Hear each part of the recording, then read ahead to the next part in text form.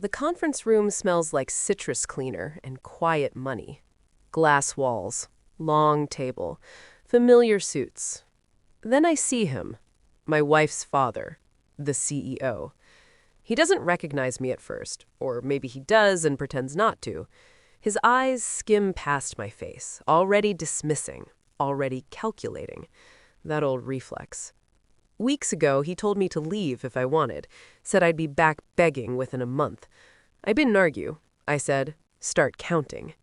Now, I am standing at the far end of the table, city skyline behind me, badge clipped to a jacket I bought with money he never imagined I'd make without him.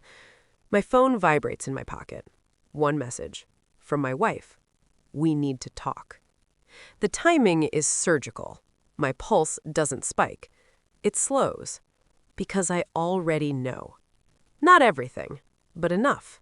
Enough to understand that this meeting isn't a coincidence. Enough to realize I didn't just leave a job. I walked out of a life that had been quietly hollowed out behind my back.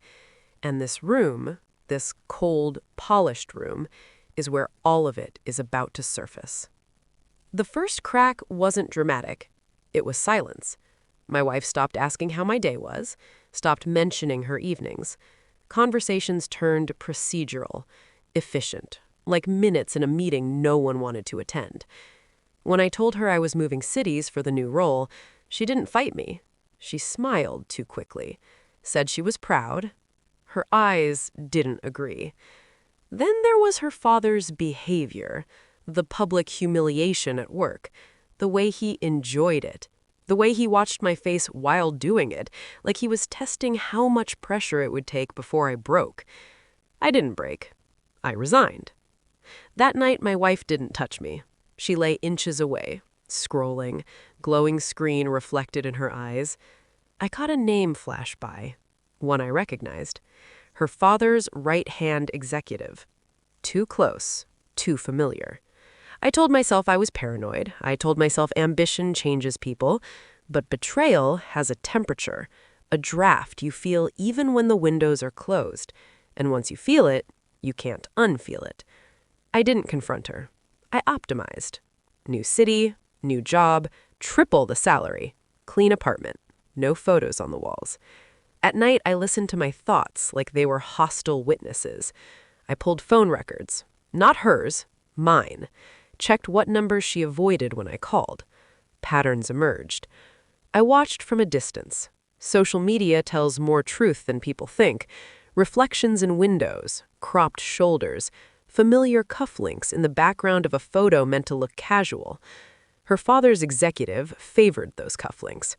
I requested a transfer of a project portfolio at my new firm. A competitor analysis. Guess whose company surfaced as a potential acquisition risk?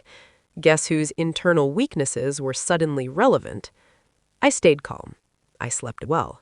The storm stayed contained, rotating silently under the surface. Because the moment you rush, you lose control. And I was done losing. The confirmation came in a folder. Digitized, time-stamped, hotel receipts routed through shell accounts, emails written in careful language, intimate but cautious, like two people who knew exactly what they were risking. My wife and him. Not a mistake, a strategy. I didn't scream. I didn't shake. I closed the folder and scheduled a meeting. This meeting. Across the table, the CEO finally looks at me. Really looks. Recognition flickers. Then annoyance. Then something else. I slide a tablet across the table, not to him, to the board member beside him. No words. The executive color drains first. My wife's father follows, slower, heavier. He opens his mouth. I raise one finger, just one. Silence returns. Controlled. Absolute. I told you you'd be back, he says, trying to recover. I meet his eyes. No, I say. You told me I'd beg. That's it. Nothing more. The documents circulate. The board leans in. Questions ignite like quiet fires. Conflict of interest, abuse of power, personal misconduct. I watch him realize piece by piece that I didn't come here for closure. I came with leverage. The acquisition is paused. Investigations launched. The executive excuses himself, already unraveling. My wife isn't here. She doesn't need to be. Some betrayals don't require an audience. I stand, button my jacket. He looks smaller now, older.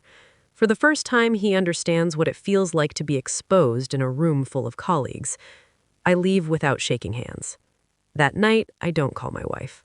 I send one message. I know. This is goodbye. No anger, no explanations, just fact.